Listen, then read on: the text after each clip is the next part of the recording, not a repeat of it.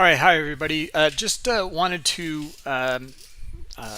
rebroadcast a very special event here from. All right, hi everybody. Just wanted to from a Bookmap partner, Compass Trade Group here, and they have a lot of Bookmap users over at their trading room, and just they have quite a trader. His name is Ray, Scottish institutional trader, who's been trading for quite a while and just is really has some very unique things to say, and we wanted to bring this to you. So here it is. Hope you enjoy it, and we're just going to let it roll here and let him go at it. You can also register for the event. I'll put the links in here if you want to attend this live, but we are rebroadcasting it here, and as a favor to our Bookmap partner, so you guys can gain some access into a pretty incredible trader. All right, so enjoy, and let me turn it up here and get it started.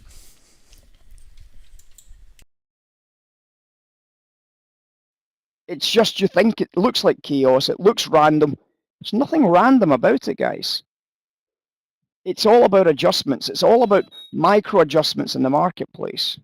We teach all of this stuff. This isn't stuff that you think, well, wait a second, there's only one person that knows this stuff. I mean, that's what we teach. Every day we teach it. Every day we go back over it. Every day we ask people to find these ideas, to develop out this thought process. Every day we're asking people to recognize the opportunities and get involved in these as narratives. Every day is another challenge. And let's see what happened next. Well, this is what happened next.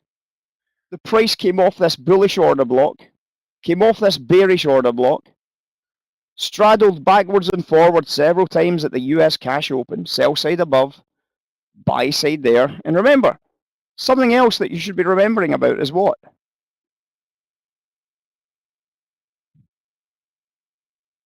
Something else that you should be remembering about at this stage of the day.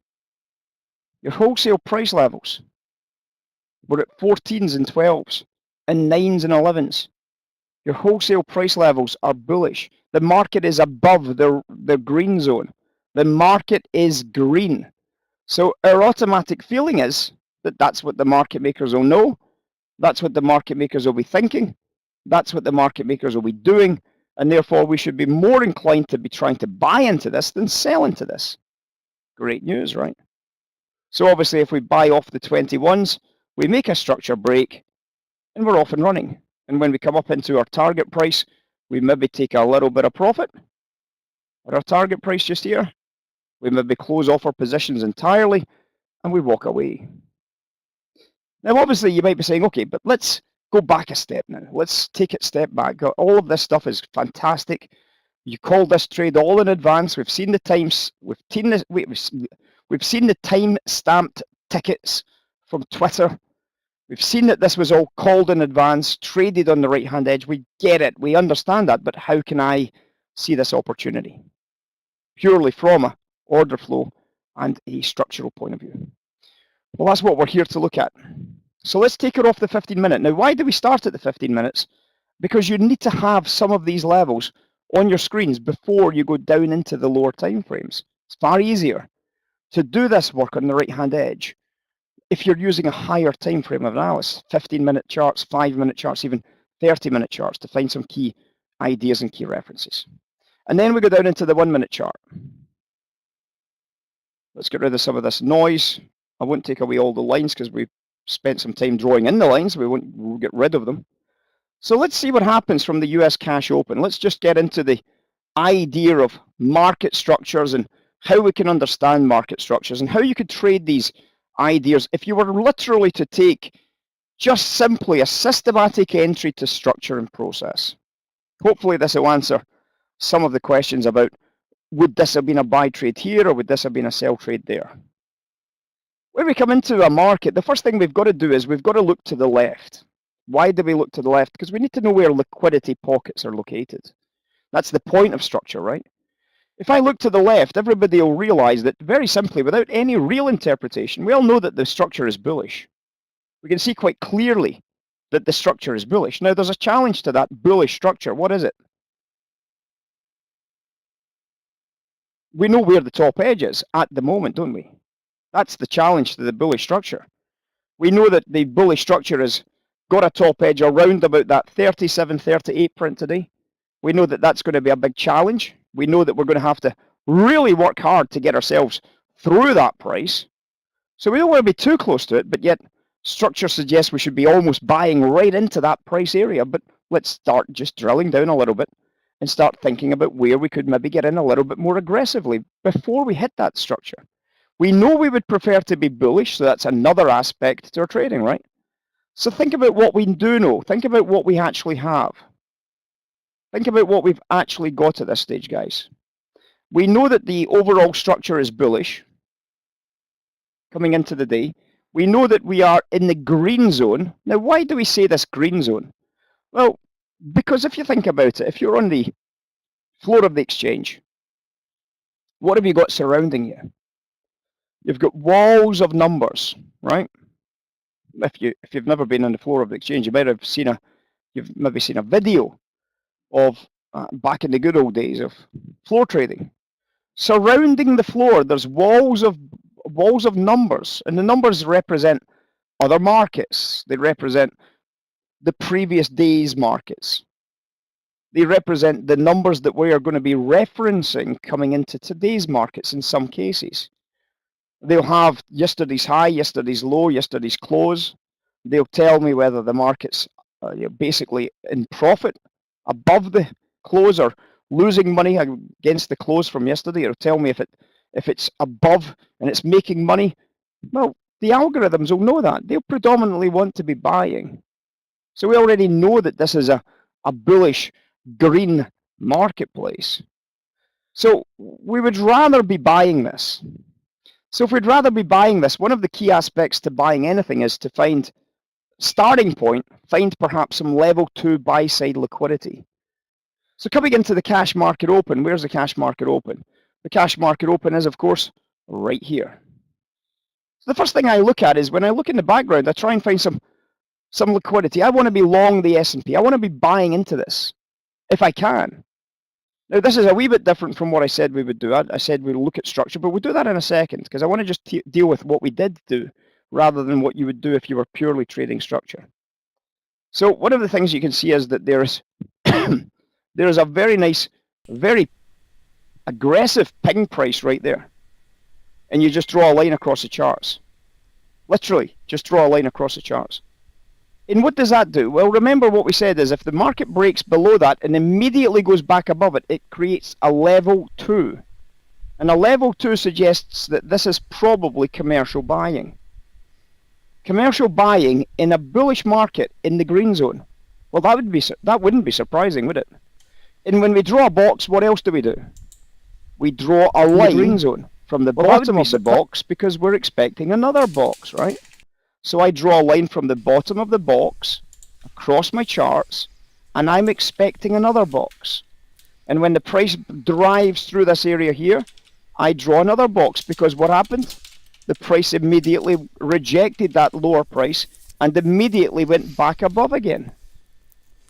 So what do I do now? I draw another line below the bottom of the box just there.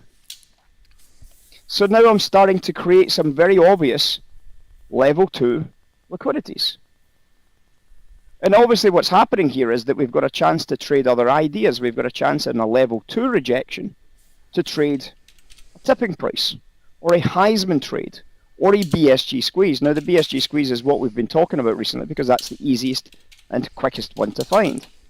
So if this was a level 2 buyer here, the first trade that you'd be able to look at if you were using this idea of one side only is the previous sell side fractal. Where's the previous sell side fractal? Well, the previous sell side fractal is right there, correct? So the worst price you could take is to buy the break of that price. That would be the worst trade you could take in terms of a buy trade, is to buy one tick above that line.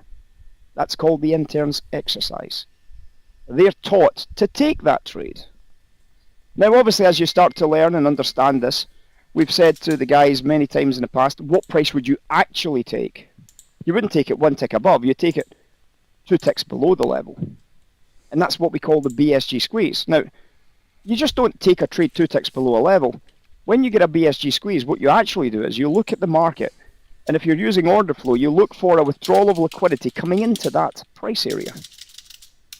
So obviously coming into that price area, you're looking for a withdrawal of liquidity. So instead of getting a price, instead of trying to bid 34 in terms of a market stop order, you're actually bidding, say, for example, you're bidding 33 and a quarter. So your actual buy trade would be 33 and a quarter. Right there, that's called a BSG squeeze. That's where your buy trade is, literally, that price. The takeaway from that trade was 33 and a quarter with a high price of 39 and 3/4. You made 6 points. Congratulations, you've just made your first $300 and it took you 60 seconds to make it.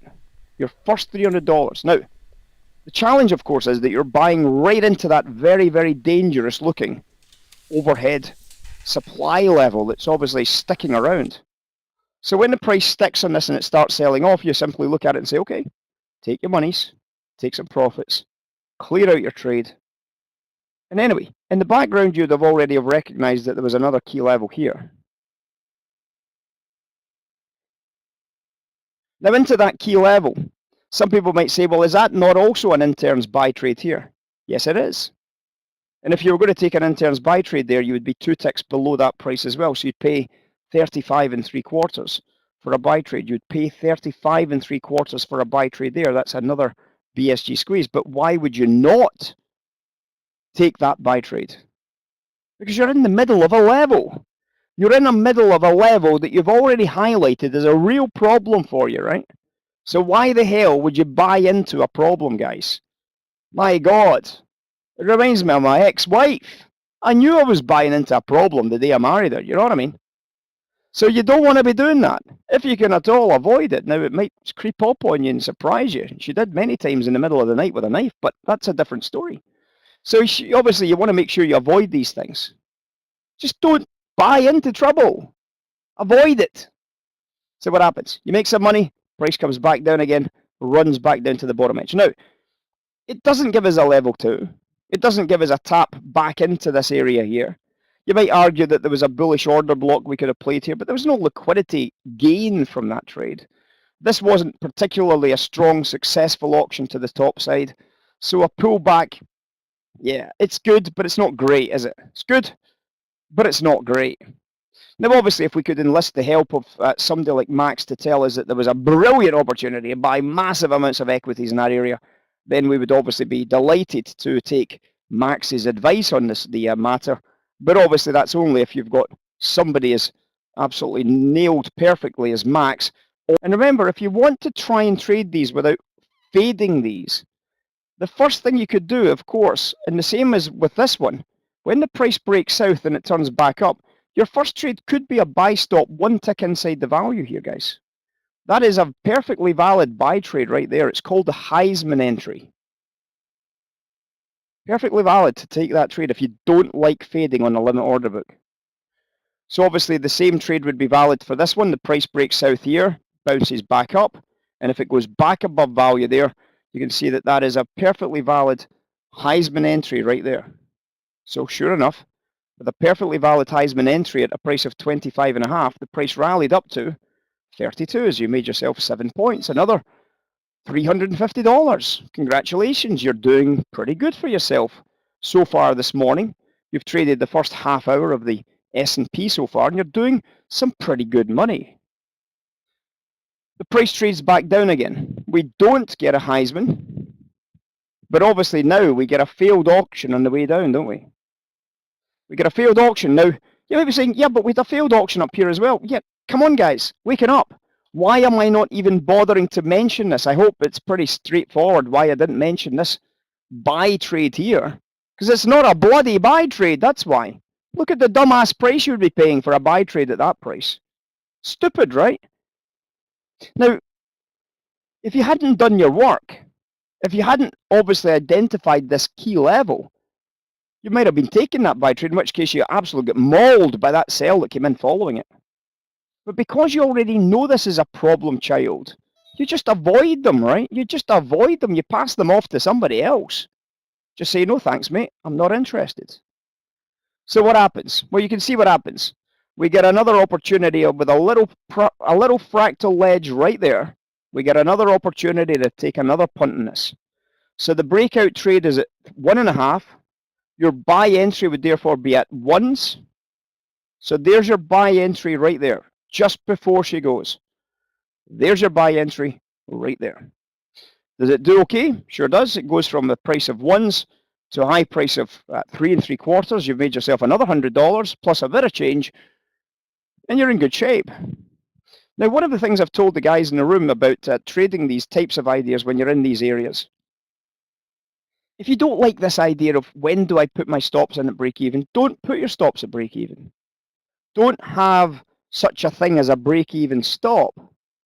What I also teach is that one of the things you can do to avoid getting stopped out at break even all the time is make sure that you trade multiple contracts. Why would that be important? Well, if you think about it, if I've just bought in this area here and I've bought at 31, the price goes up and I say, you know what, I'm going to take some 33s. I'm going to take $100 off that trade and I take 8 ticks out of this. I can now afford to put my stops at somewhere around about the 29. And I wouldn't lose money on 2 contracts, would I? I'd basically break even on 2 contracts at that stage. So I could put a hard stop at 29.25. And on the basis that I've just taken out $100, I could use an $87.50 stop, couldn't I? On my second trade, in which case, on 2 contracts, I've just made myself $12.50, minus 2 commissions. In other words, basically a break-even trade. It's the trade, it's not the contracts that's a break-even, guys. It's the whole trade. 2 buys is 1 trade. I buy areas as a trade. I don't buy individual contracts. I buy areas. So therefore, putting a hard stop at 29 allows you to a little bit of breathing space. It allows you to take a look to see if you want to add again back into this trade on the way back up again. Go back up to 2 contracts and try it again. In other words, buy 1 again on the way back up again. And what happens? The price never stops you out at 29, turns back up, and possibly, if you still like the trade, gives you another buy trade. And it gets you into a buy trade just here at a price of 31 again. And on this occasion, obviously, it breaks through the top edge, and you maybe say, right, book me some profits again. There's a classic location to book some profits into. And you book some of your money. The price fails, comes back up. I ain't going to buy this price, guys. That's madness. That's madness. I want a little bit of space. I would rather buy above this price or below this price. I just don't want to buy this price area. Now, interestingly enough, you'll be able to see that we get an inside market level too, don't we? You can see that if I draw some fractals off the bottom edges, there was a little bottom ledge just there. And following that, there was a little bottom ledge just there. And you can see those little bottom ledge was where my buying came in, right? So you can see we ran that bottom ledge, came straight back up inside that value, and you say to yourself, there's a level 2 buy trade right there, assuming you're trading this as one side buyer, right?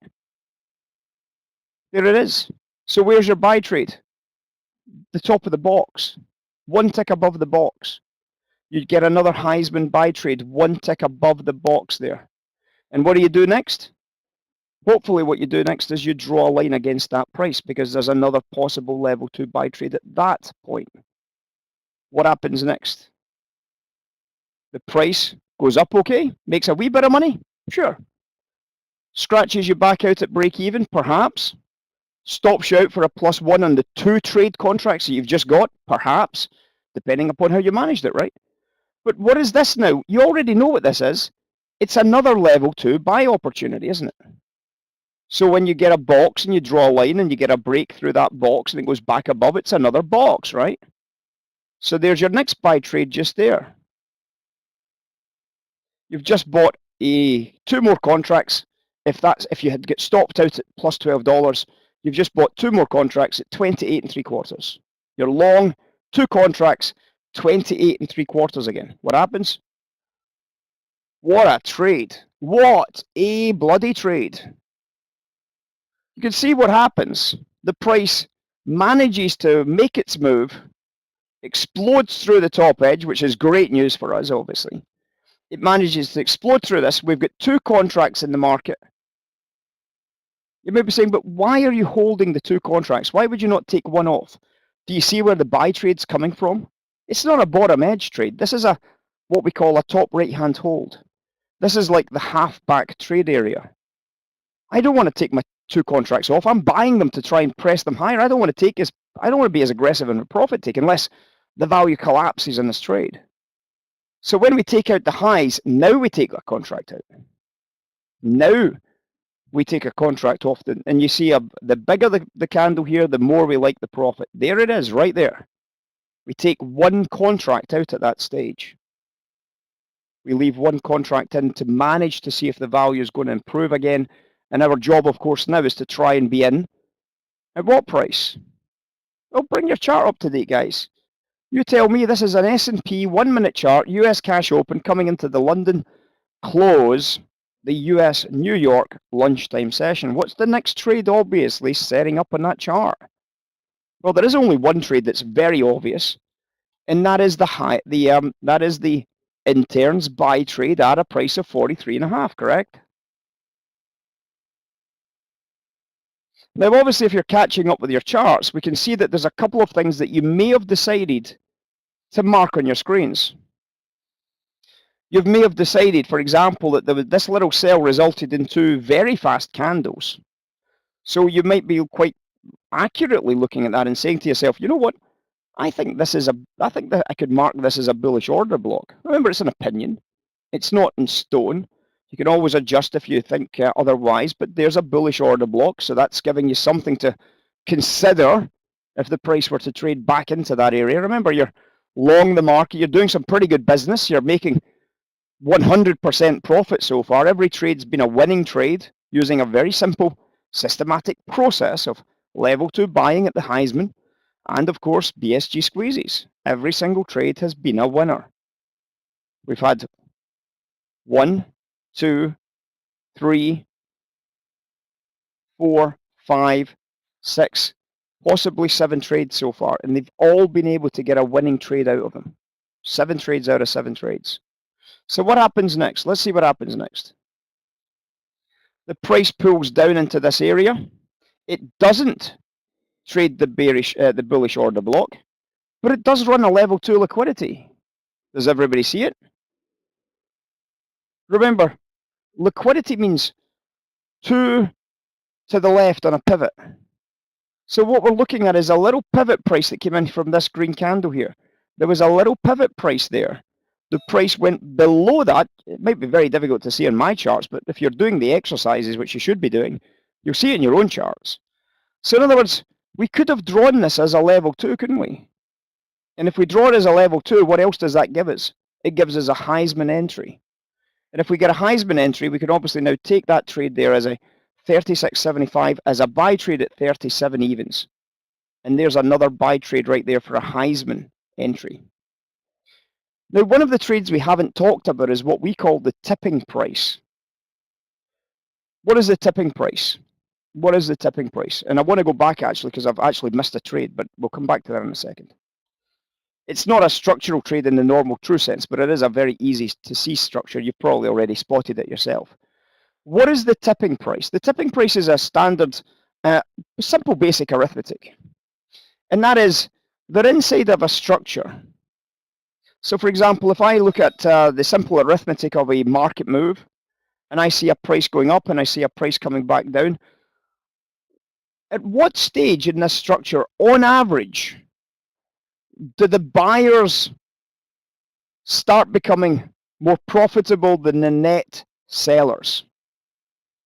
When the buyers start becoming more profitable than the net sellers,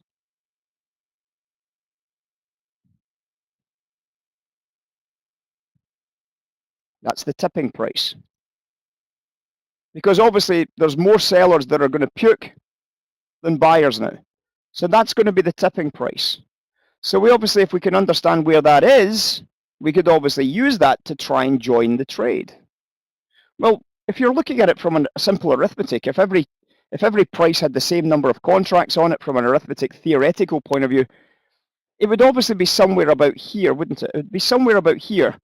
that the majority of buyers become more profitable than the majority of sellers. So the price would trade up to that. That's the tipping price buy trade right there.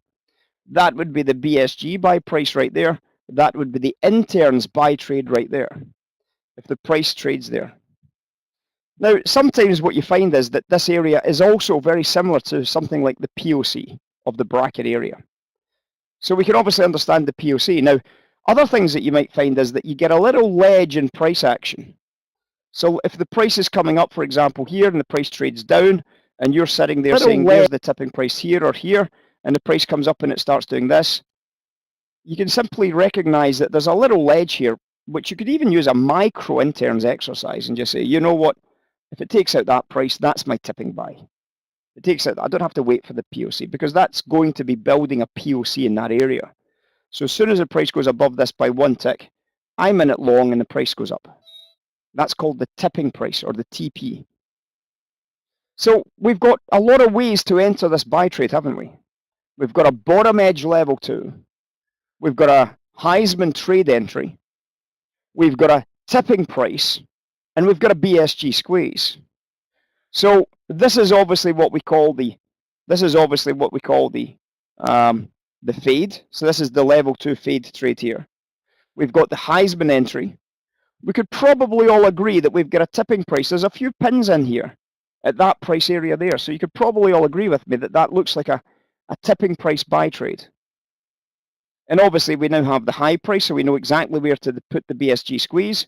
The high price is 43.5. The BSG squeeze will be 43 evens or thereabouts, right? So 43 evens, 42.75, 43 evens. There's your BSG squeeze. Now all of a sudden you can see that we've had potentially 4 trades. You might say there's only 3 there. That's because the Heisman and the bottom edge level 2 are pretty much the same arrow. The Heisman would be here.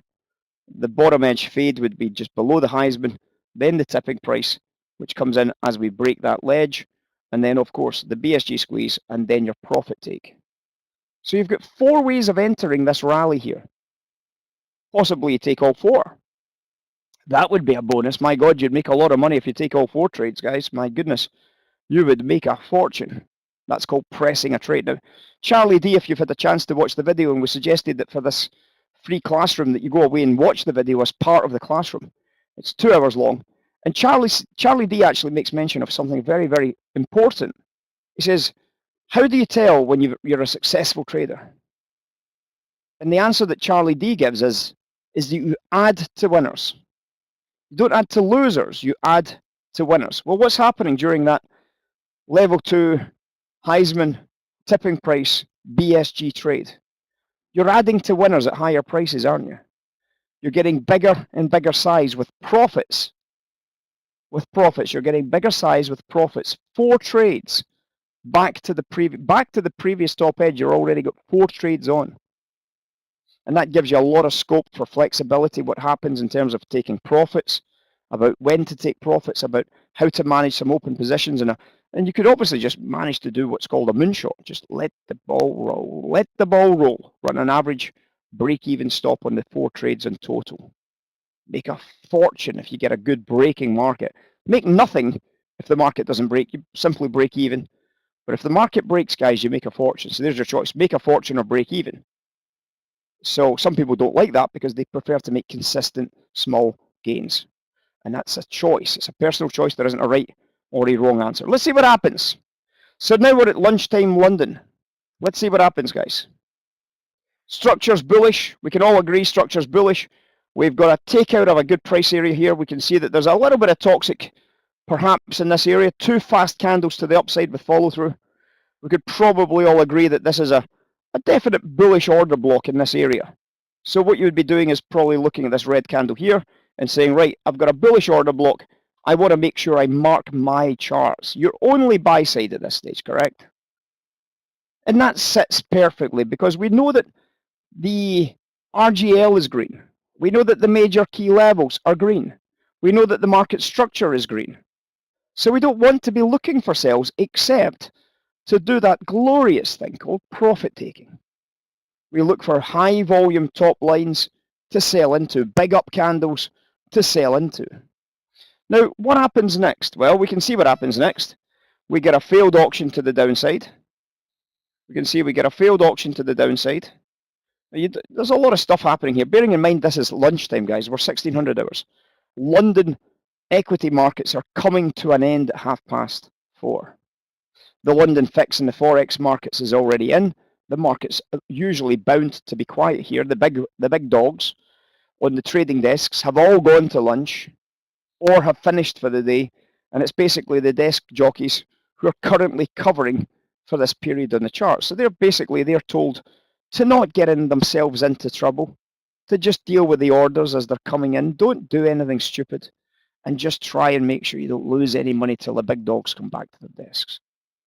So obviously what happens is we get a little bit of liquidity, a little bit of liquidity, a little bit. Remember, we're trying to be buying here. Now, none of these is a solid buy above a level. You'll probably agree with me. None of these is changing structure for me at the present moment.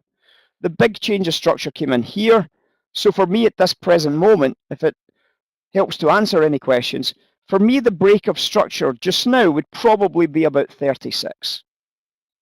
Because none of these is a solid buy above the top line. None of them. It's all pin rejections, it's all noise, it's all garbage basically. So what does that mean? It means I'm still buying on downticks. It means I'm buying level 2s and Heismans if I can. I don't really want to press my advantage at this time of the day. I'm going to try and buy cheaper and better. So obviously we've got a couple of levels that we get a level 2 from. We could all argue which ones they are, but you could agree with me that there's perhaps a little level there. I get a tiny one, literally a 1-tick level 2 there. It's so small, it's almost stupid writing on the charts, but you get the basic idea. There was a 1-tick level 2 there. We had another couple of level 2s during this little flurry of activity here.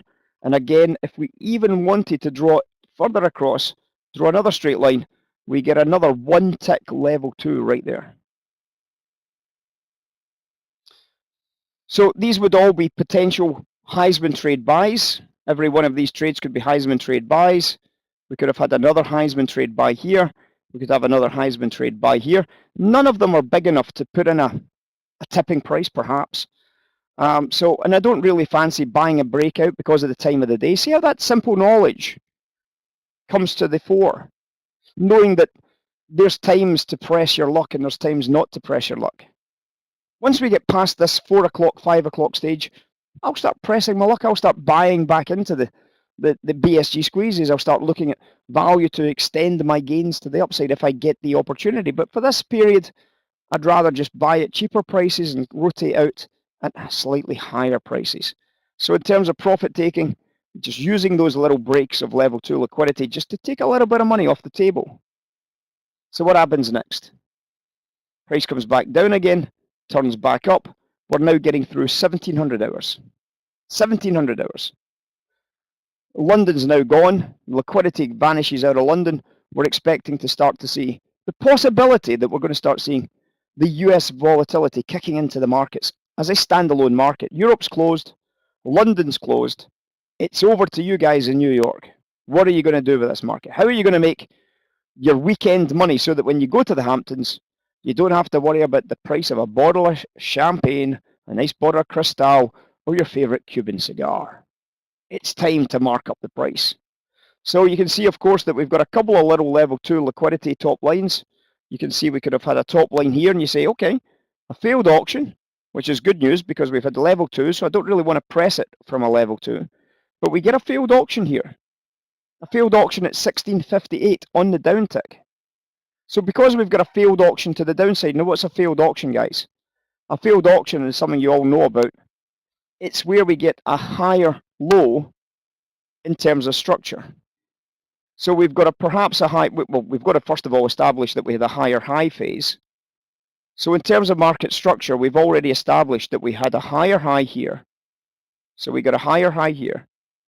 And we had a higher low here. Now, you don't know you've got a higher low until you've got a higher low. That's why you can't just come in and buy the downtick, because that's not, unless you've got access to somebody like Max who buys the pullbacks, you're not going to know that's a higher low until it is a higher low. But obviously when it does turn and it goes back up, you have several possibilities. You've got the tipping price here and you've got a BSG squeeze here. So you've got 2 tradable opportunities. So let's get back to the chart. So we've got two tradable opportunities on a failed auction. We can see that currently the level 2 buy would be below that red line on the right hand side now. So the next level 2 auction would be now below this price of 43s. The price goes below that, I can start bidding as far as a limit order bid. If the price goes below 43s and then goes back up to 43.25, I could put a Heisman buy stop order in place.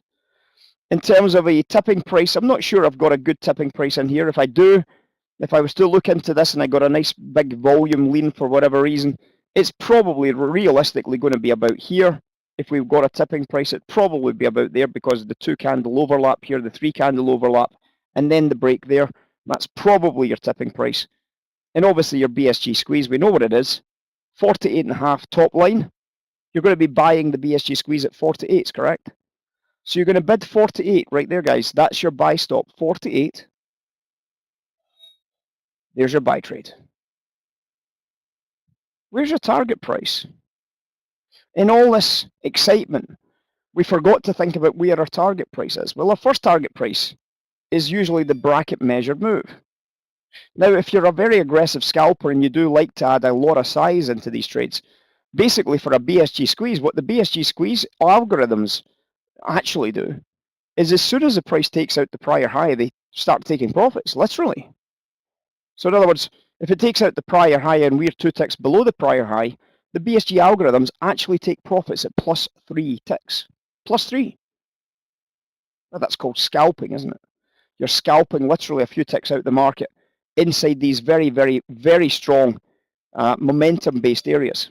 But if you're trying to swing it, of course, you've now got a low price, you've got a high price, and we can obviously simply make another measured move target price.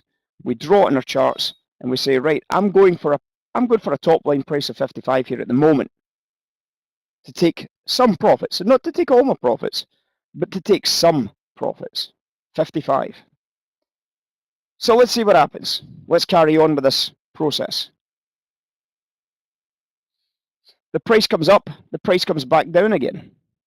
We're now at 17:15. Things look good. We're starting to see some shapes forming that we could maybe exploit with a possible level 2, a possible Heisman, and a new BSG squeeze. The new BSG squeeze, of course, is obviously now we're looking at this price here at 52.25. We can see that there was a little ledge here on that red candle here. And what I'll do is I'll zoom in a little bit because it's obviously getting very tight in here. So you can see it around about 17:11 this evening, London time. 17:11. We can see there's a little red candle that has 2 upturned candles. That gives us an ability to just mark that off as a possible level 2 Heisman. So obviously that's correct because that's exactly what happens. The price goes below it. The price goes immediately back above it at a price of 49.5. You've got a buy stop order at 49.75 for a Heisman trade. So there's your buy stop order right there. The price comes up. The top line's buy trade is 52.25, so you're going to buy 51.75, right? You're going to buy 51.75s. Now, disappointing for your BSG squeeze is you probably get filled there and it drew down against you a little bit here. Okay, so what? You're in a buy trade at the bottom edge. You've already possibly taken some money off that trade anyway. You've got stops way off the bottom edge in terms of a break even. And you're in a trade and now it breaks higher. And you simply take a little bit of profit. Come back in and you say, thank you very much. I'm going to take another little bit of profit. Remember, you've got a target price here of about 55s. The second thing you're starting to recognize is we've managed to take out the 42.50 level. Now, obviously, 42.50 is a relatively big wholesale price for S&P, isn't it? The S&P, the Americans love their quarters, their halves, their 3/4 and their zeros. They love these quarters and eighths and all these kind of numbers. They still do. They don't like the metric system. So we've obviously got to pay attention to this idea that 42.5 or 52.5 or 50s and all of these prices are relatively important. The bigger the round number, the bigger the importance. So 42.50 is the second most important level as opposed to 42 evens or 43 evens, right? So this is a big level for us. So holding above this is actually quite a big deal. Okay, let's see what happens next. We have a couple of clues. This market's now broken and holding above the top edge. So you may well now decide at that stage that your break of structure moves up from the previous level into the lowest price of the new level. And this is now your break of structure at 43s. Everybody agree with that 43 break of structure? Hopefully you're drawing it on your own charts. Hopefully your charts are up to date. Hopefully you're starting to see these very, very simple, basic elements through these processes. It shouldn't be that difficult to be able to recognize some of these opportunities. Okay, let's carry on, guys. Let's carry on. Okay, we're taking ourselves up to 1750. What's happened up to 1750 this afternoon, guys? Well, we can see that the price is kind of trundled higher. It's not really done much. We haven't quite reached our top line target price. We've literally just pinned the top price here. You can see that it's not had any closes above. We're not aggressively moving our break-even structures or our reversal structures at any stage just yet. And that means something very, very significant for us. Number one, we've got a top line price. Number two, we now have a pullback price, which is now here, which means that we also have a Heisman price, which means we also have a possible tipping price, which means we have a new possible BSG squeeze. Now, at the top edge, we also have another little ledge here. So we can try and get into the BSG squeeze a little bit earlier, a little bit more aggressively than the top line price. That's a good thing. That's not a bad thing. That's a good thing. So obviously this top line that we've got here is at a price of 53.5. We haven't got a level 2, so that means it's a failed auction. That's good news. So we should be able to make some easy money here. So obviously at the price of 53.5, we're looking to buy this at 53s, buy stop order at 53s.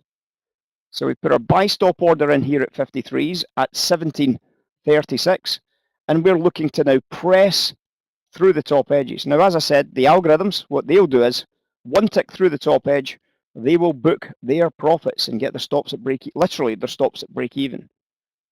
If that's you, that's you. If that's what you want to do, because it's an aggressive buy trade, that's what you want to do. Okay, so what happens? We get a rejection at the top edge. So you're probably thinking to yourself, I reckon we're probably going to go lower, which would be a realistic thing to consider at this stage. And the price breaks into a level 2 low. Now remember, you're not necessarily buying the break lower. You're waiting for the break lower to be bought. And then you're joining in when it does break. And obviously when the price breaks the level 2 and it trades 51s and it comes back up to 51.25, you're putting a buy stop in at 52s. And sure enough, you're off and running at 52s. And you're back in the game again. So now we've got a possible tipping price, you might agree with me. But there was obviously a couple of pins in here, which I quite like, around about the halfway stage in this area. So I quite like that price. There's a bit of space for me to get a tipping price and a BSG. Sometimes they basically occupy the same space, accurate to 1 or 2 ticks of each other. But if we've got a little bit of space, I quite like the idea of getting my tipping trade on as well. And obviously the top line price is now at a price of 54.5. So where's our buy trade, guys? 54 evens. Our BSG squeeze is now a buy trade at 54s. We get a buy trade at 54 right there. The disappointing thing for the algorithms and for you is you don't automatically get that fast money break to the upside and you say, bollocks. But you're in pretty good shape, right? You've got a buy off the bottom edge for a Heisman. You've got a buy tipping price at 52.75. And you've now got a top edge price of 54s. You're not going to lose money in this trade. Not a chance. So let's see what happens. Okay, it doesn't take out the highs. The price stalls and you're saying, damn it, damn it, damn it. The price sells back off and maybe you scratch that whole trade for a 0. +1. Maybe you scratch the whole trade here for a 0. 3 trades, a bottom, a middle, and a top. You're scratching that for +1. You're maybe making yourself $12.50, maybe $25. But the whole trade is maybe scratched. Okay, so now you're ready to start again. You're still bullish. We haven't had a change of structure. The change of structure is still at 43s. It hasn't changed. It hasn't changed in any way, shape, or form. So we are only bullish buy side only. We want to try and stick to the buy side because we are green, we're bullish the markets, and the structure's still bullish. So we start finding the new levels. Well, where's the new levels? Well, this was the level here. So that would be pretty obvious to have in the charts. However, we've updated that level with some new levels that have developed at this price. So we've obviously got an opportunity to start all over again. We've got a Heisman trade right there. Now I don't necessarily have a tipping price, but I could possibly draw in a BSG squeeze right there. It's pretty tight, guys. I know it's pretty tight. But the Heisman trade is there. You're in at 52s. If you're going to take a BSG squeeze, you're looking at a price of about 53 and a quarter. So you're about 5 ticks away from your Heisman trade. It's okay. It's not bad. So obviously you take your buy trade in here. You get a profit. It goes above the top edge. And if you're obviously still concerned that this is still early in the lunchtime session, usually the lunchtime session, 18:30, 1900 hours, that's when we start to see the real market wrapping up because the dogs are back at their desk, okay? The big dogs are back at their desk. So you know we're going to be footering about with crap here for a while. So what happens next? We get another level 2 trade right here. 1802. The price pulls back to give us another level 2 buying opportunity right there. You should be copying along with this, guys. You should be copying along so that you see what I'm saying, so that you understand that it's there in front of your own eyes, visibly, and therefore tradable. So you had a Heisman opportunity to buy right there. Now, obviously, that previous high gives us a new fractal edge that we can lean against here. There's a couple of nice pins in here for a possible tipping price rather than a BSG squeeze. Now, if I took the tipping price at 53 and a quarter, 53 and a half, I wouldn't be taking a BSG squeeze 1 tick higher, guys. That's just stupid. Too many trades all at the same price puts me into serious trouble at times. So there's my tipping price right there. What happens next, guys? What happens? What a nice takeaway from the upside. So we can see that coming into 1800 hours, the price is now broken structure. We've got a good close above structure. And we're in pretty good shape now, aren't we? We're in pretty good shape. So let's carry on. Let's catch up. So we've now got a new top edge. We've got a new pullback trade here. Now, if you want to get really aggressive at this stage, you can say to yourself, well, wait a second. There's a lot of buyers now in this area here. So I quite like the idea that this is now a break of structure. So I'm going to bring my actual structure lows from 43s. I'm going to bring them up from 43s now. And I'm going to bring that structure into a price of 51. And that would be a good idea because it would correspond to a break below 42.50 at this stage, wouldn't it? So a break below 42.50 would open up the door to possible market selling as a net short position. Give us a bit of room. Okay, let's see what happens. Price pulls back. Price goes back up to the top edge. We get a BSG squeeze. We take out the highs. A new structure high. We don't get a pullback. We get a failed auction. We go back in for a BSG squeeze again here. We take out the highs. We get another 3 ticks. We get another failed auction. We come back in for another BSG squeeze. We take out the highs. We get another 3 ticks. We get another failed auction. And the price comes back. Now, what's happening in here is we're getting new, more aggressive level 2s forming. And that's something that we should be mindful of because they're all very close to each other, which means there's a lot of stop liquidity starting to build. We call this paycheck liquidity. There's a lot of liquidity in this area between 56 and 54 that we should be very, very mindful of. Because if we're buying the structure and you're learning the structure of the HFTs, which is what you are learning just now, all of their stops are probably starting to build at the same price area just below this 55 print. That means there could be quite a sizable drop through the 55, which we must be aware of. Let's carry on. The price takes out the first structure. We take out a high price first of all, guys, so we get another one just there, another 3 ticks, another 3 ticks, take out the highs, and then the price break structure. Now remember, we're not buying when it breaks structure unless you're very confident about how to trade on the downtick. You're only buying if it goes back above the highest red line. And it does go back above the highest red line. So it trades the red line at 55.75. You're buying at 56, aren't you? You're buying at 56. And you're targeting the high price again here. The price comes up towards 56. You want to get a BSG squeeze? Well, you want to get a BSG squeeze. Now, the worrying thing about the BSG squeeze is because it's came down through this area, it sometimes takes a little bit of effort to get it through the next one because we got a lower low in the microstructure, which means the sellers were relatively successful the last time. A level 2 liquidity tells me, this was level 2, that level 2 liquidity tells me that we're going to have a little bit of difficulty getting through that price, perhaps on the next swing, just like this last level 2 here, back at 1800 hours.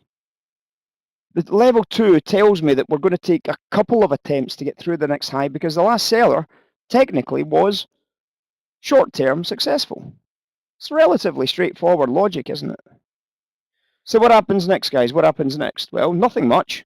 Well, we come back into the same level. We turn back around. You may well now think that you've got enough space.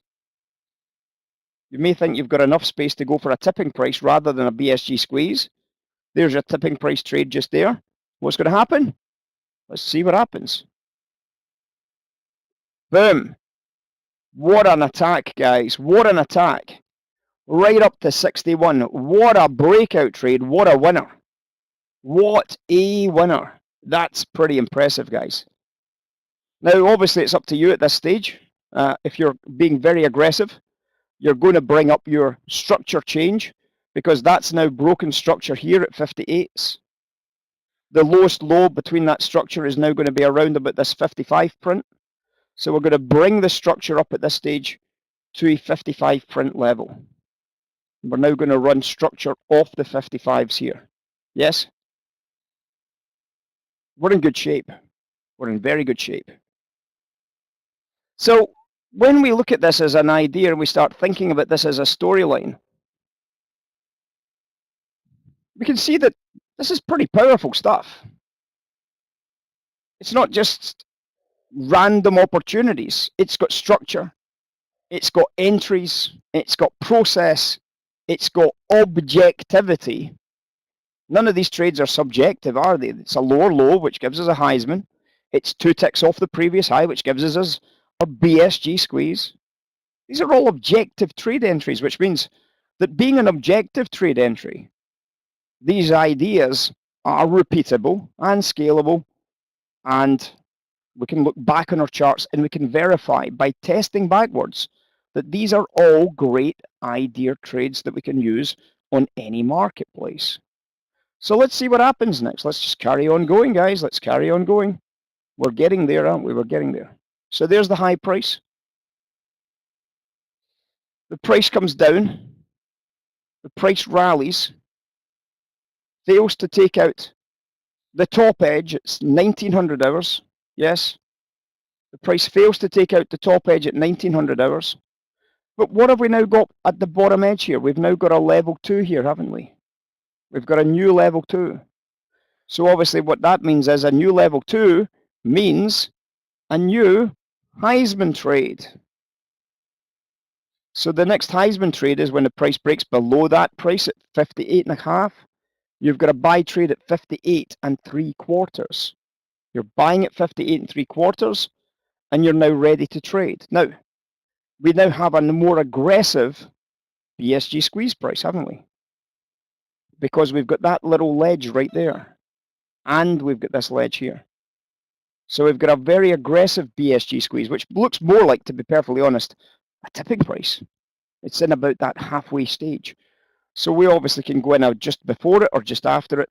60 evens, good wholesale price. 60 evens, it's a 10.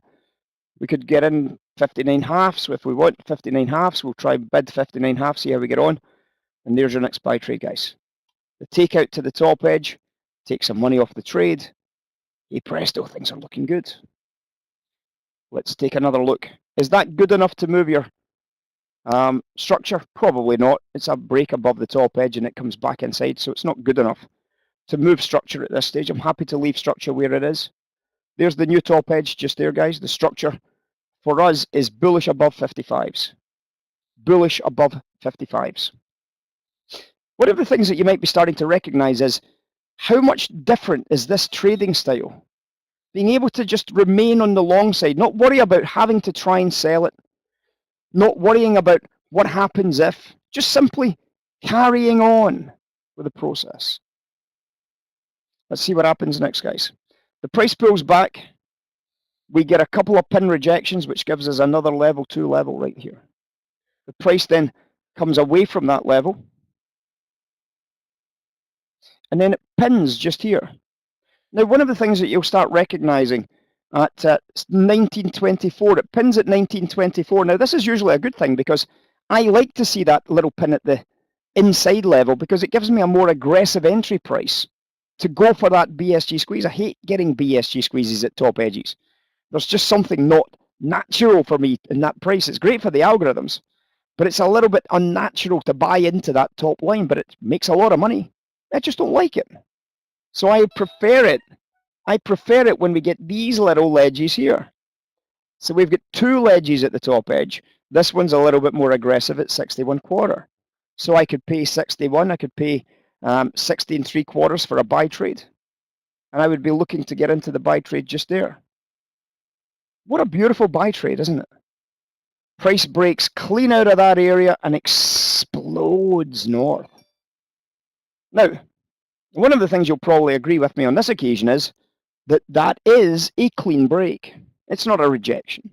It's a clean break. The price goes up beautifully. We see that lovely bit of business. We see that lovely bit of business.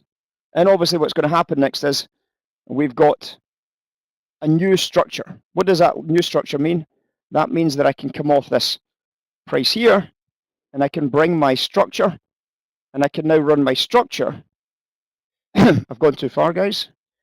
I can run my structure off of this level because that's the level that's broken because we never counted this one, remember? So that's the structure that's broken. So the lowest low of that structure is now this price here. This is now my structure low at 58s. Has everybody got that price? Does everybody see why we've got that price? Does everybody have that price?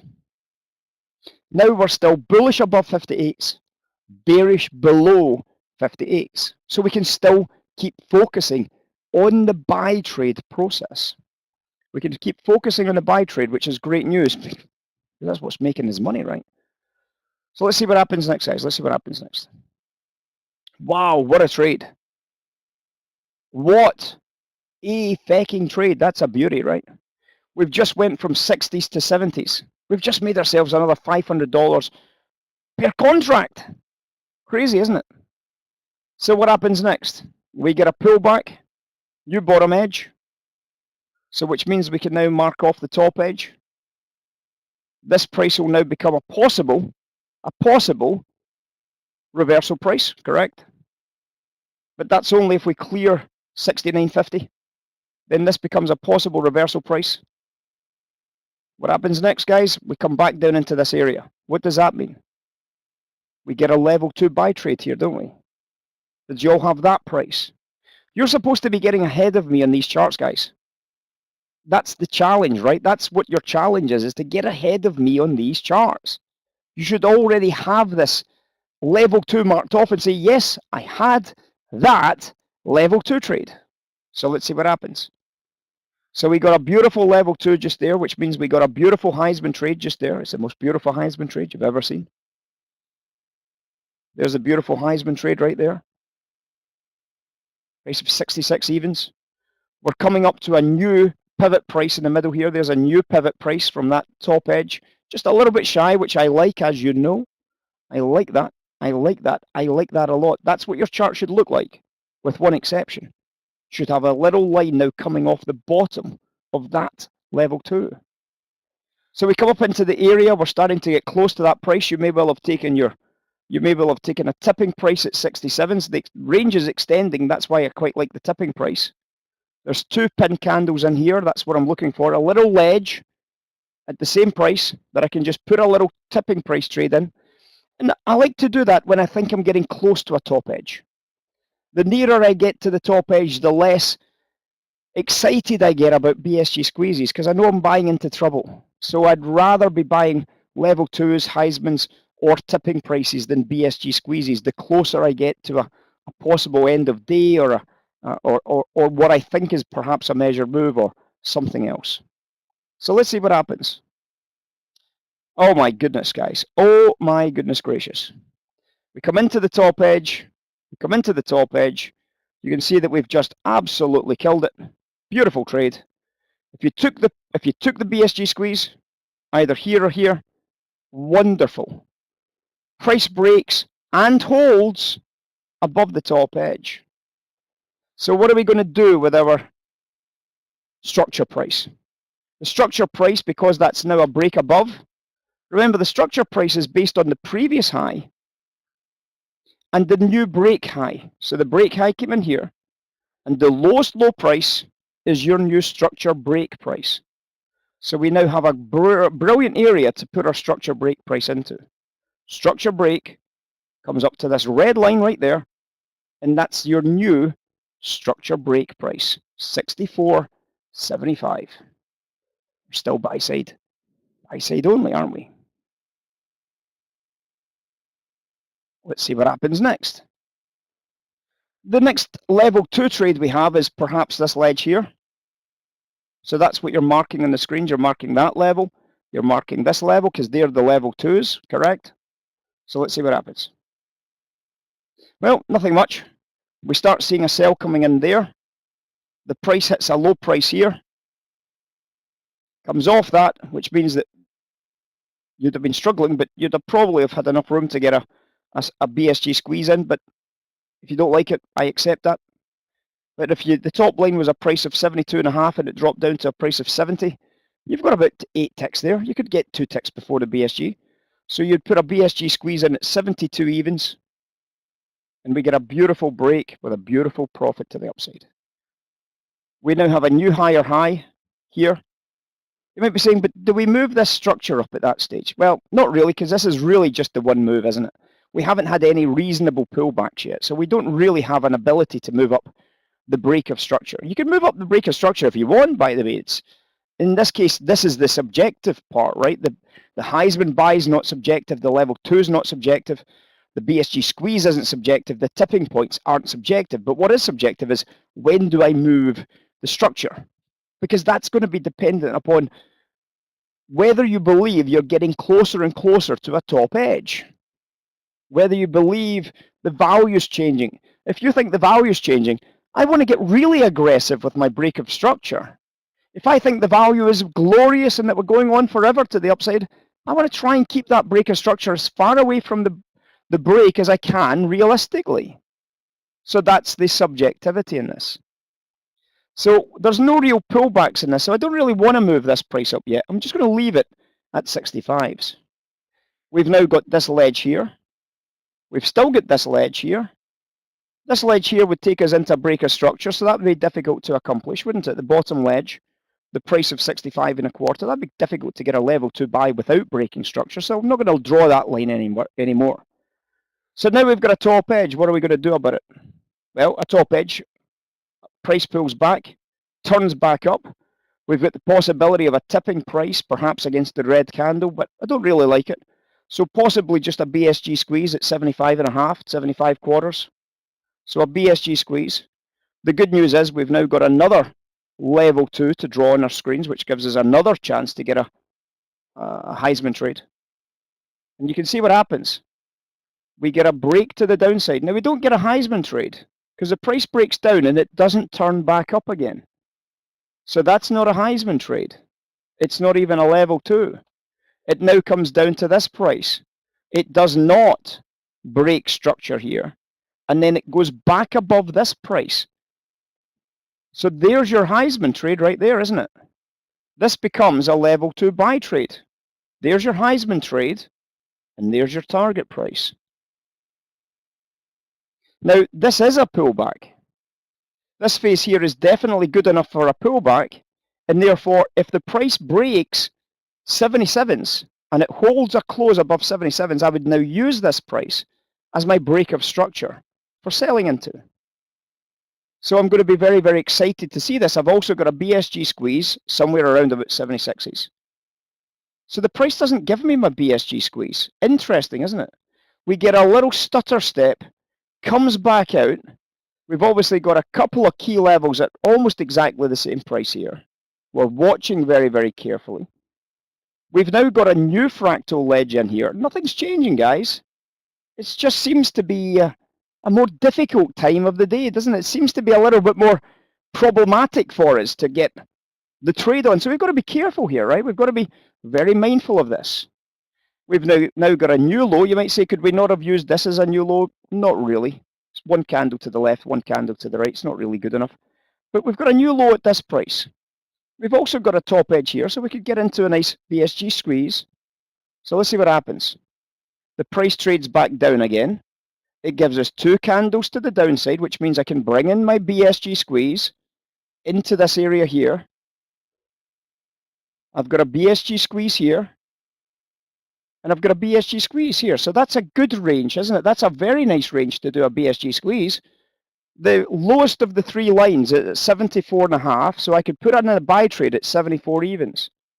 So I could obviously put a little buy trade in here at 74 evens to try and get in as early as possible for the break, if it breaks higher. Let's see what happens. It did break higher. We made some nice money, didn't we? It made some very, very pleasant little cash right there.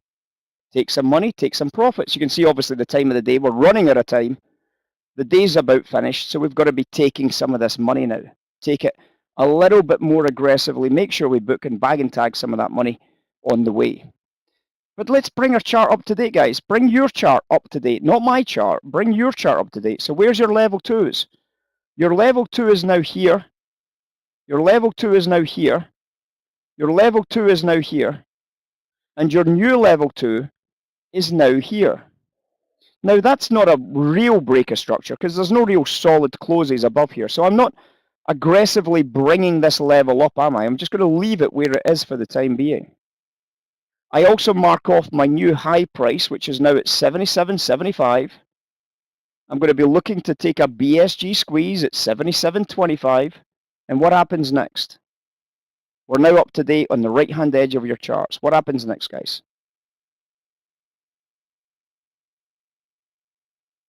We break the structure high. It pins, but we take some profits if you want. It pins, comes back inside. We don't take out the low. The low is now resting at this price here. I don't know why I've moved it up to that price, but it doesn't matter. Then we've got level 2s coming out of our ears here. We then put in a new low price here, and it turns back round again. And when it turns back round, guess what? We've got a little tipping price right here, haven't we? Why is that a tipping price? 2 pins. 2 pins. So I can get in a little bit more aggressive than the BSG squeeze back into a buy trade here. And obviously we get a nice little break. Obviously the target price is this price here, of course. So we get a nice squeeze on this one, don't we? And sure enough, there she goes. The market's just closed at 9 o'clock. Our day is now finished. We've completed the whole day. We've done all the trades, every single trade that you could have taken as a floor trader.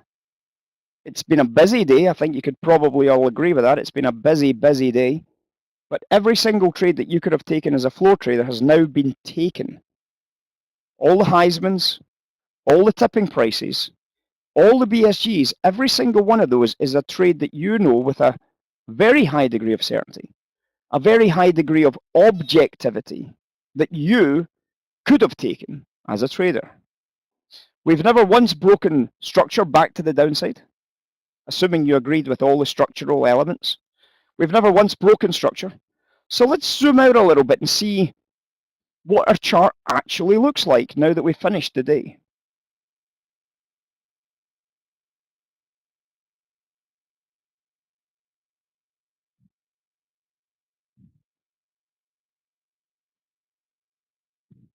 Now that we've actually finished our day, guys, what do you think of our chart now? Do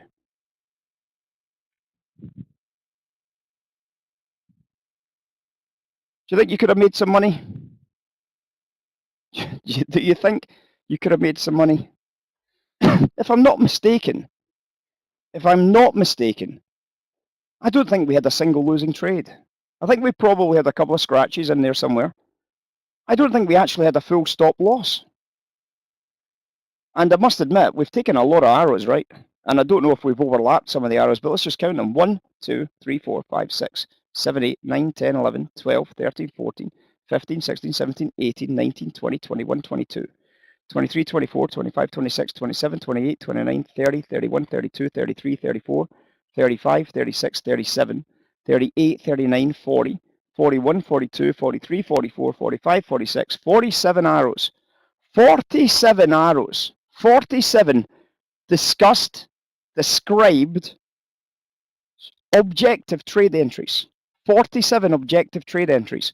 And what looks like approximately 47 wins or scratches during the course of that day. The market structure has been updated behind us. You can see that from the shaded area that rises like a stepping stone process. We have done that which has a level of subjectivity, I accept. We do that with a level of subjectivity because we don't know. We have the ability to disagree on whether that was enough of a break to make it a move higher, but I'm always willing to err on the cautious side until I'm really starting to get bearish, in which case I err on the aggressive side. I want to get more aggressive with the ramp up of my structure breaks.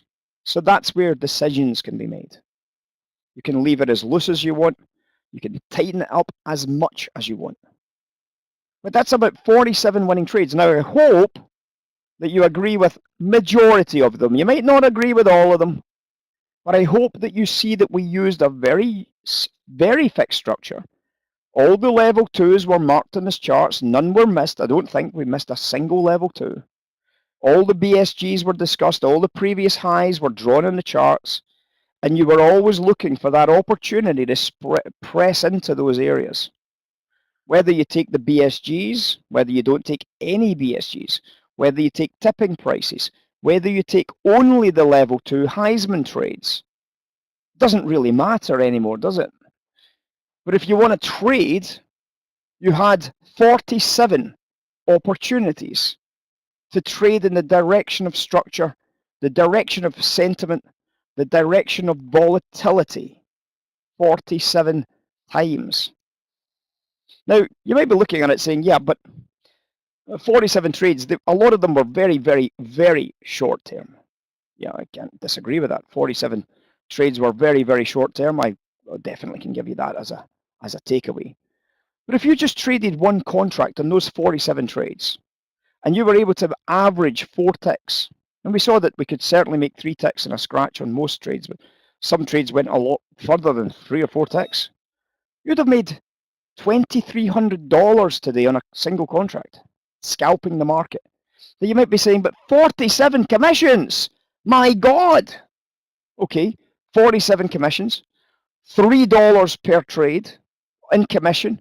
It's cost you $150 off of your $2,350. And you've ended up with a very, very substantial $2,200 profit for the day after commissions. Think about it. Is this an unusual day? Yes, it is. What's unusual about it? It goes up, and it just goes up, and it just keeps going up. Do these days sometimes happen? Yes, they do. Now, just imagine for a second. Imagine you're big enough in terms of your account size that you could have pressed these trades instead of taking all your profits out and starting again and taking all your profits out and starting again every time a 3 tick or a 4 tick gain. Imagine you were able to hold on to 1 or 2 contracts and build and build and build and build into a moonshot trade using the profits of the previous legs to build some more. Potentially have ended up with 5, 10, 15, 20 long positions, making thousands of dollars, tens of thousands of dollars potentially by the time you reach the top edge. That's the world of institutional algorithmic trading.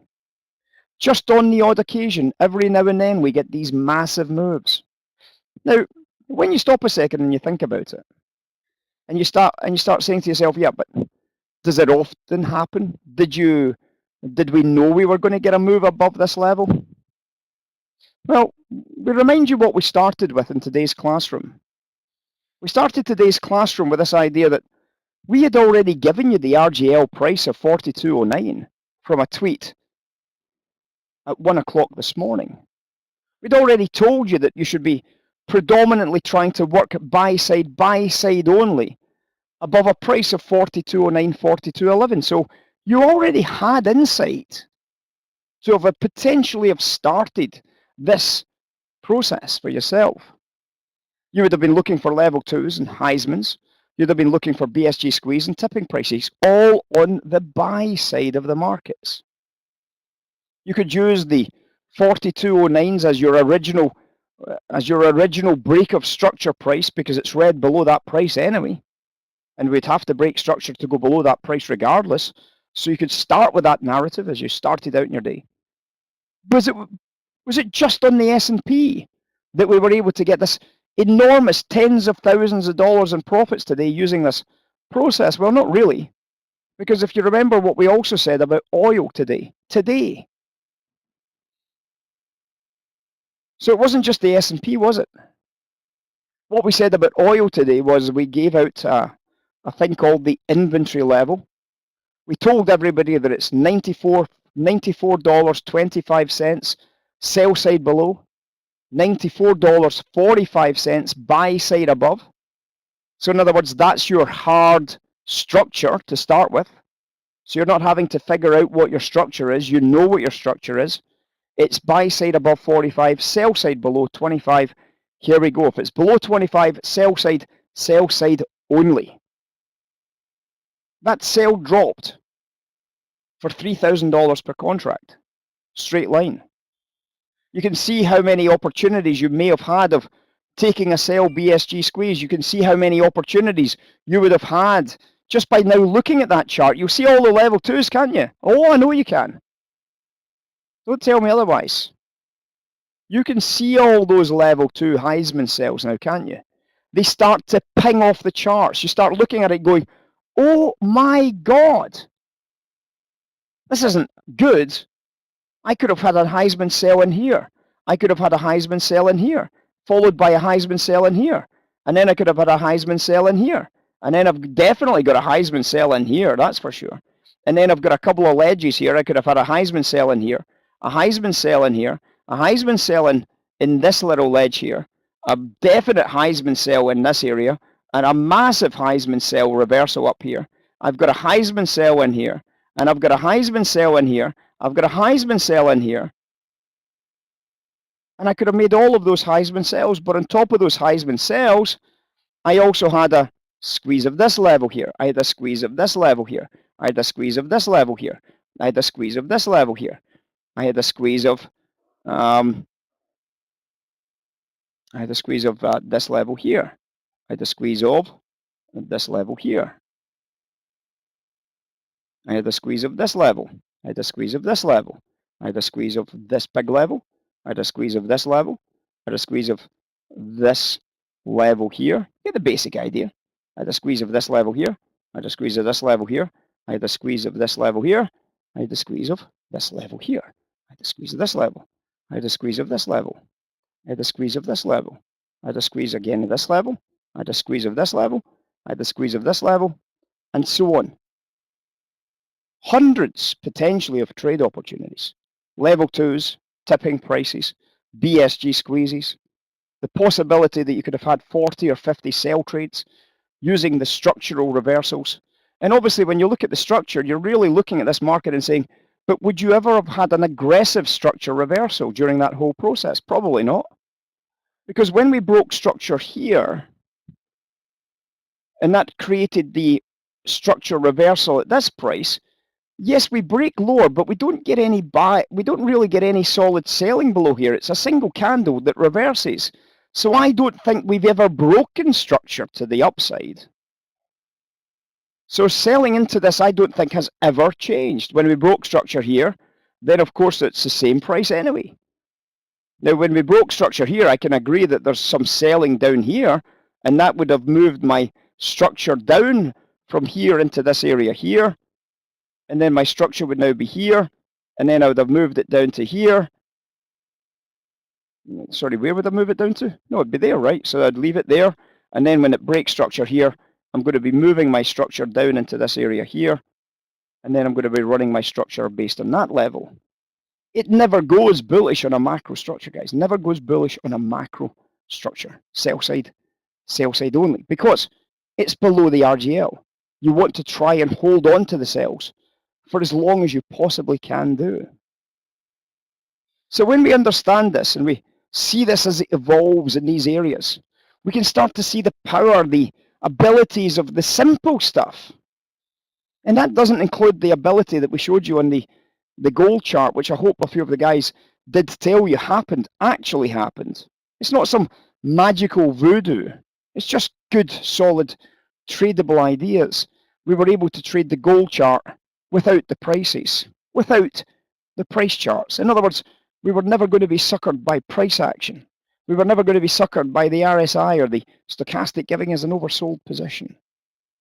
We simply traded well. I'm going to finish off at that, guys. I've done 2 hours. We said we'd try and do 1 hour. As per usual, we're a little bit behind the curve. So I am going to get out of here. I am going to say, hopefully, that you've learned something. You've been in for a week now. We've done 4 days. We've done about, in total, of about 8 hours. Hold on a second. So we've done about a total of about 8 hours trading. So we can obviously understand that we've covered a lot of different stuff. We've covered some key ideas, some key references. We've covered some basic structures. We've tried to get you to consider the idea of squeezing the market, selling the pullbacks, trying to get the level 2s, finding liquidity traps, pressing home your advantage, and probably more than any of that, we've tried to get you to think of the markets as one side only. There's many great traders that have always said that the key to success in the markets is to eliminate one side of the market. Eliminate the buy side or eliminate the sell side and focus all your attention, all your energies to being buy side or sell side only. And that's why we sometimes focus on it. People pick up on the fact that I emphasize the point in the room. Paul's a great example. He starts to use the same wordage.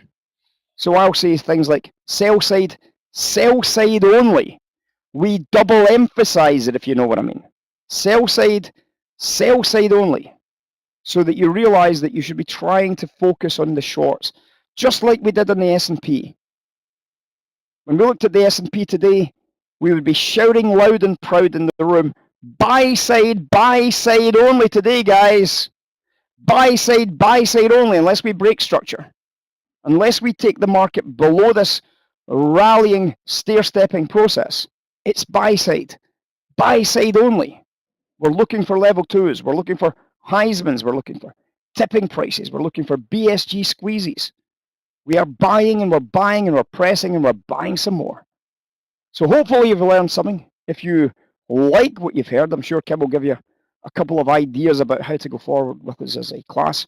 But it is a free class. It was meant to give you some ideas to get started with. If you want to use your stochastics, it gives you some better clues about how to use your stochastics. If you want to go back to your usual Elliott wave or Gann theory, guys, absolutely fine. The idea was to make you better traders, guys. No money in this as for us at all. We just wanted to try and give you something that would give you a couple of ideas to improve the way you approach the markets free gratis. So have a good one, have a safe one, have a great weekend. For the guys that are joining us tomorrow, classroom tomorrow is, and Kim will give you all the details, but it's 3 o'clock London time, 3 p.m. London time tomorrow for classroom, where we'll start benchmarking some of this process with some R-squared ideas on the S&P again tomorrow. So make sure that you've covered the S&P charts again today so that we can go back over this again tomorrow, and we'll start looking at some of these. We're going to be looking at some of the Forex markets like the pound, and we'll be covering some of the VEX markets for the pound, some of those volatility expansion trades that we make a lot of money on in sterling. But just do the work, guys. Try your best, be the best you can, have a great weekend, and I will see you guys who are joining us on Saturday, and hopefully I'll see a few of you guys going into next week on Monday. Have a great one. And until then, I'm going to say adios amigos, arrivederci, auf Wiedersehen, sayonara, tutsins, tax godot, dos vidania, and spasibo. In the meantime, ciao for now.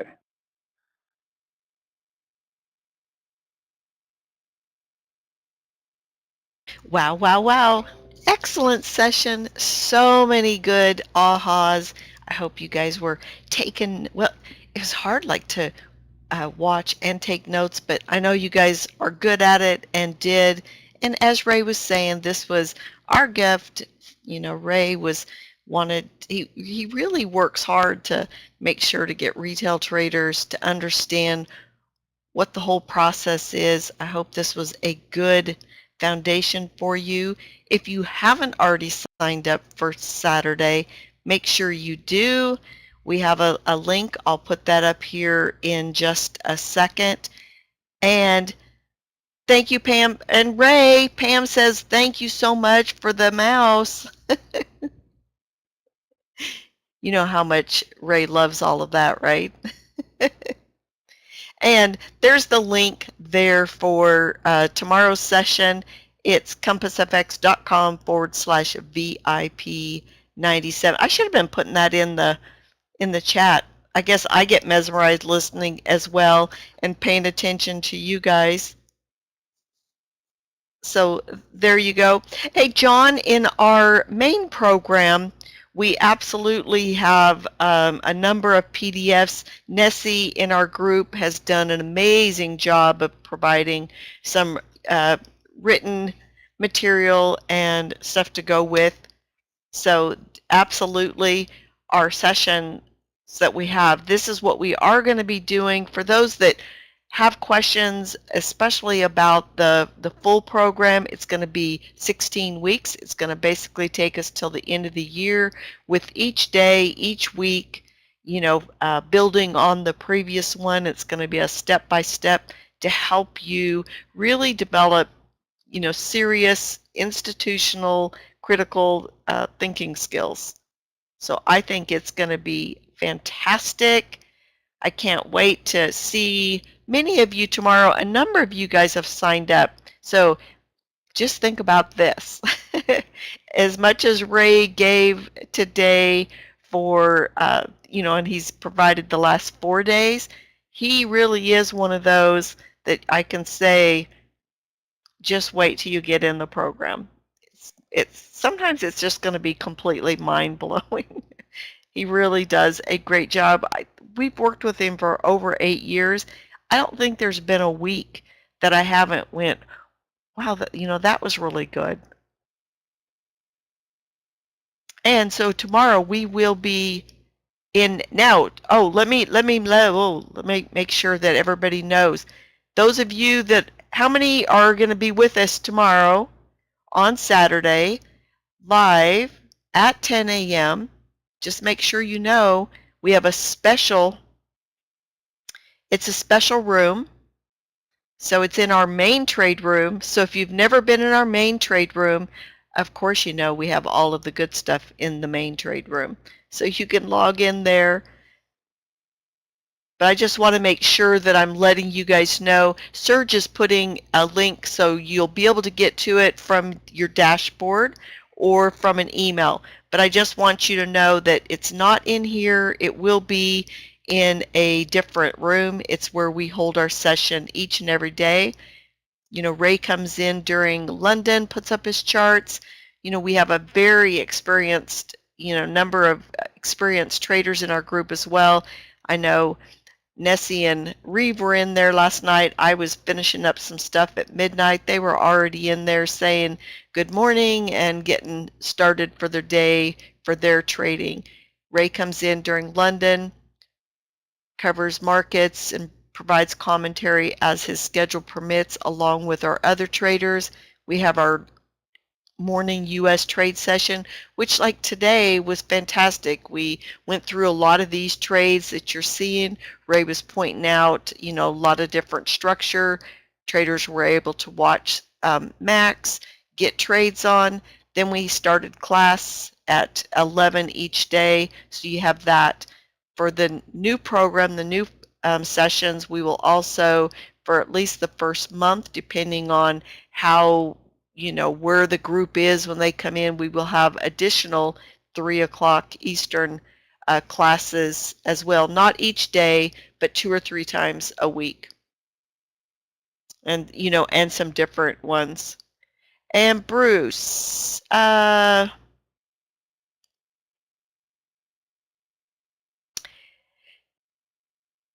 oh, the stuff that he will be going over, I'll try to see if we can get, I know there are a few sessions and stuff in there, but I'll see if I can have a surge if we have time to get those posted for that in the VIP. It's certainly in our, members area where you have access to, for sure.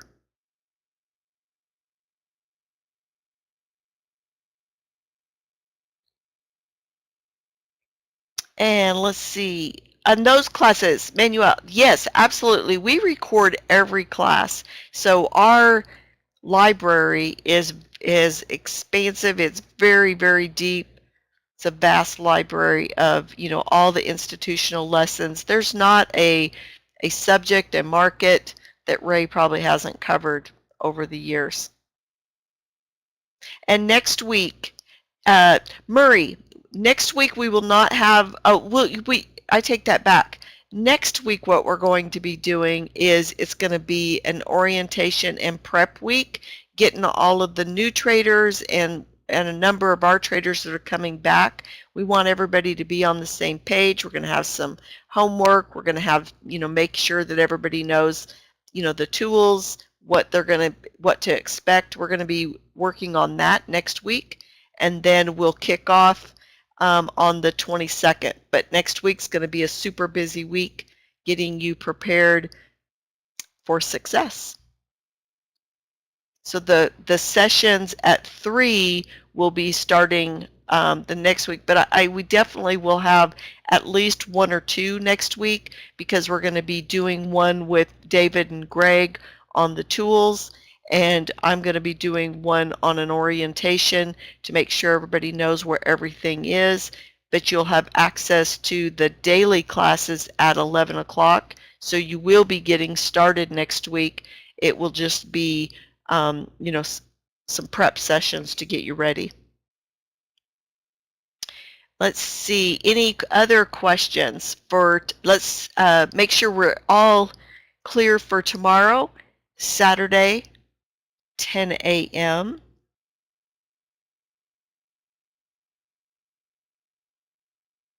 And let's see, for returning students, like if you say you're